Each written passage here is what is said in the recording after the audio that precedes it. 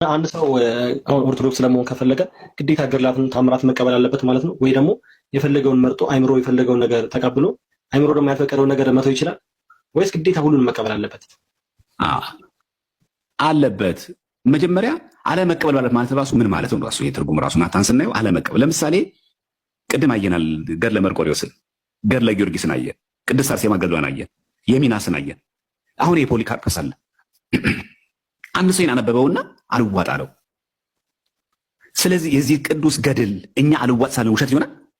አይሆንም እኮ የተፈጸመ ያዛ ቅዱስ ሰማዕትነቱ በቤተሰብ የታወቀ ነው። መርጦ አንድ ሰው እኔ ይሄን ገድል እቀበላለሁ ይሄን ገድል አልቀበልም ማለት መስፈርት ማድረግ ያለበት ቤተክርስቲያን ነው።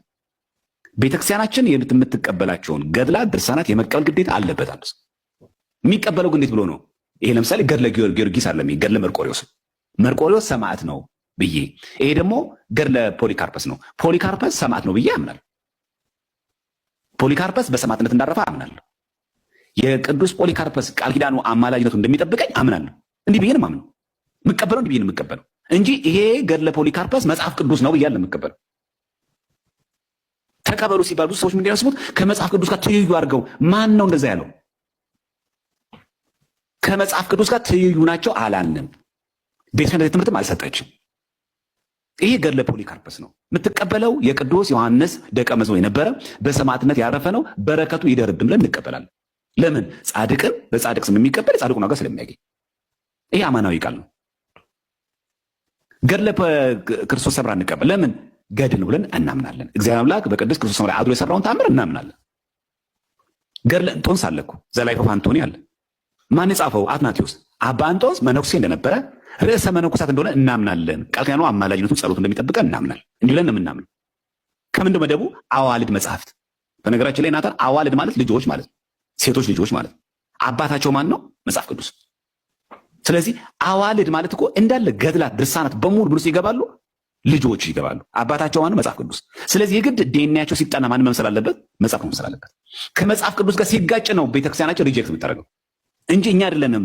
ዘማርያም አንብቦ ገድለ ፖሊካርፐስ ለመቀበል ስላስቸገሩ አላወቅም። ለምሳሌ እዚህ ጋር ፖሊካርፐስ ስታነበው የፖሊካርፐስ ይታያል። እዚህ ጋር አሁን ስዕሉ ላይ እንደምታየው እሳት ውስጥ ከተውታል። ልክ እንግዲህ መቼስ አንድ ሰው እሳት ውስጥ ከተው ምንድነው ከዛ ሰው ጠረኑ ምን ይሆናል? ሰው እንግዲህ በእሳት ሲቃጠል ደሙ አጥንቱ ብሎ እሳት ውስጥ ከተው መጥፎ ሽታን አለ ጠረን ያለው አጥንት መቼም የስር ስጋ ሲገባ ግን ይላል መሰላችሁ እዚህ ጋር በጣም የሚገርም መዓዛ፣ ጥሩ መዓዛ ሽተተ ነው የሚለው እዚህ ገድለ ፖሊካርፐስ ላይ። እንዴት ሰው ሞቶ እሳት ውስጥ ገብቶ የዚህ ሰማዕት ጠረኑ እንዴት መዓዛው እንዴት አወደን አንልም። ይህን አለመቀበል ማለት የእግዚአብሔር አምላክ በፖሊካርፐስ ያደረገውን ተአምር መጠራጠር ማለት። እግዚአብሔር በፖሊካርፐስ ላይ አድሮ የሰራውን ተአምር የተጠራጠረ አንድ ሰው እንዴት በእኔ ላይ አድሮ ተአምር ይሰራ ብሎ ያምናል? ይህ ሰው ይሄ ትልቅ ስህተት ነው፣ ራሱ ትልቅ ስህተት ነው።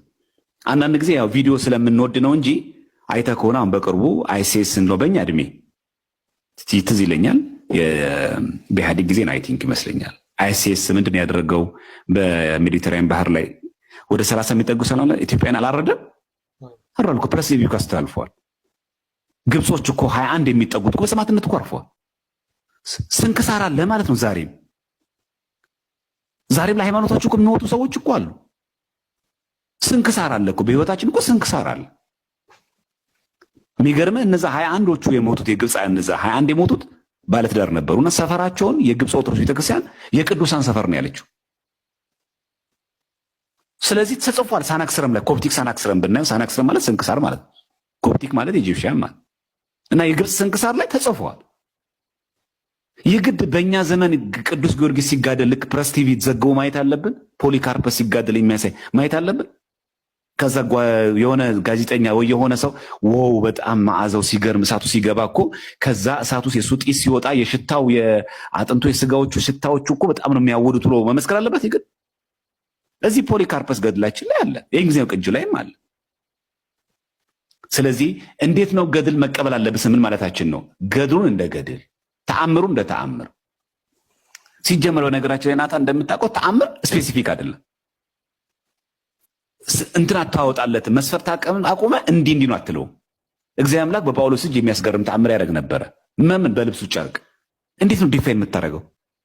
እስኪ ከሆነ ሰው ልብስ ጨርቅ ወይ ከሸሚዙ ውሰድና ሙት ላይ ያስቀምጥ፣ እንዴት ነው የሚነሳው? የሐዋርያት ሥራ ምዕራፍ 15 ላይ በጥላቸው ይፈውሱ ነበር። ሀውካን ሲጀመር ተአምር ማለት ከጥቅስ ውጪ ነው። መስፈርት አስቀምጠለት እንዴት ነው ጥላ የሚፈውሰው?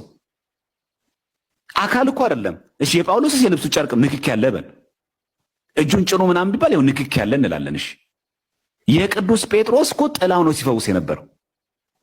ጥላ እኮ አካል የለውም። የአካሉ ነጸብራቅ ነው አይደለም ጥላ ምንለው። የሚጨበጥ ነገር የለውም። የሚንቀሳቀስ ነው። በዛ ሙቨብል ነው ደግሞ በዛ ላይ እኮ ጥላ። እንዴት ነው ጥላ ድዌ የፈወሰው? የነፍሳቸው ቅድስና ለስጋቸው፣ የስጋቸው ለአካላቸው፣ የአካላቸው ለልብሳቸው፣ የልብሳቸው ለጥላቸው። በጣም ደረጃው ራሱ ይገርማል። የነፍሳቸው ቅድስና ለስጋቸው ተርፎ እነሱ የነካ ይፈወሳል። የስጋቸው ቅድስና ደግሞ ለልብሳቸው ተርፎ ልብሳቸውም ደግሞ ያድናል። የአካላቸው ቅድስና ደግሞ ለጥላቸው ደግሞ ተረፈ። ስለዚህ አንድ ሰው በቅዱስ ጴጥሮስ ላይ ያደረገውን ተአምር አሁን ገድለ ጴጥሮስን ይህንን ቢመለከት አልቀበልም እንዴት ነው የሚለው? የሚቀበለው እንዴት ብሎ ነው? ገድለ ጴጥሮስን እንደ ገድል ይቀበለዋል። ተአምረ ማርያምን እንደ ተአምር ይቀበለዋል። ገድለ ፖሊካርፐስን እንደ ገድል ይቀበለዋል። ገድሉን እንደ ገድል፣ ተአምሩን እንደ ተአምር፣ ድርሳኑን እንደ ድርሳን ይቀበላል። መጽሐፍ ቅዱስ እንደ መጽሐፍ ቅዱስ ይቀበላል። አዋልድ መጽሐፍ ነውና እንደ አዋልድ መጽሐፍት ይቀበላል እንጂ አዋልድ መጽሐፍት ላይ ሰሌክት አድርጌ የፈለግኩትን ነው የምቀበለው፣ ያልፈለግኩትን አልቀበልም፣ የፈለግኩትን ቦጭቃለሁ፣ ያልፈለግኩትን አልቀበልም ማለት አይችልም። ገድላት ድርሳናት ላይ ስርዋጽ ይገባሉ። አንድ ይሄ ነው። ሁለተኛ ነገር ደግሞ ባለማወቅ የጽሁፍ የቃላት ስህተት ይኖራል።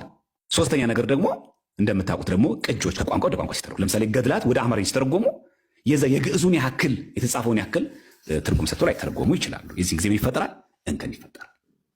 ስለዚህ መበረዝ የሚለው ቃል ስህተት ሊገባባቸዋል። አዎ ስህተት ስለሚገባባቸው ግን አንቀበላቸውም አንልም።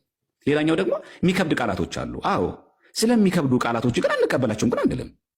ብዙ ሰዎች የሚጸኑ ቃላቶች አሉ። እንዳው ገድላት ለመቀበል ይከብደናል። አንደኛ ቃሉ አለ ወይ፣ ሁለተኛ ካለ ቤተክርስቲያናችን የተረዳዋለች። ቤተክርስቲያን በዚህ ጉዳይ ላይ ትርጉም ትምህርት ምን ይመስላል ምንለው እንጂ ሮጠን ዝም ብለን ገድላት አልቀበል ማለት አንችልም። ሌላኛው አንድ ኦርቶዶክሳዊ ክርስቲያን ገድል ሳይቀበል ኦርቶዶክስ መቻል አይችልባቸው። ያ ማለት እኮ የቅዱስ ጳውሎስን ተጋድሎ እውቅና አለመስጠት፣ የተለያየ ገድላት ድርሳናት ላይ እግዚአብሔር አምላክ የሰራውን ተአምር እኔ አልቀበል፣ ስራውን አቋርጧል እንደማለት። በመጽሐፍ ቅዱስ ላይ ያሉትን የነ ቅዱስ ጳውሎስን እቀበላለሁ፣ የነ አቡነ ተክለ ሃይማኖት የነ ገብረ መንፈስ ቅዱስን አልቀበልም ማለት በቃ እግዚአብሔር አምላክ ስራ በዛ ዘመን ነበረ፣ አሁን ያለውን ነገር ግን አልቀበልም። ሲጀመር ስርዋጽ ቢኖር ያ ስርዋጽ ማለት አደንደም ማለት ነው። ተጨማሪ ነገሮች ገብቶ እንኳን ሰርገው ከሆነ ይሄን የማጥራት የሊቃውንት ጉባኤ ድርሻ፣ የኛ ድርሻ አይደለም።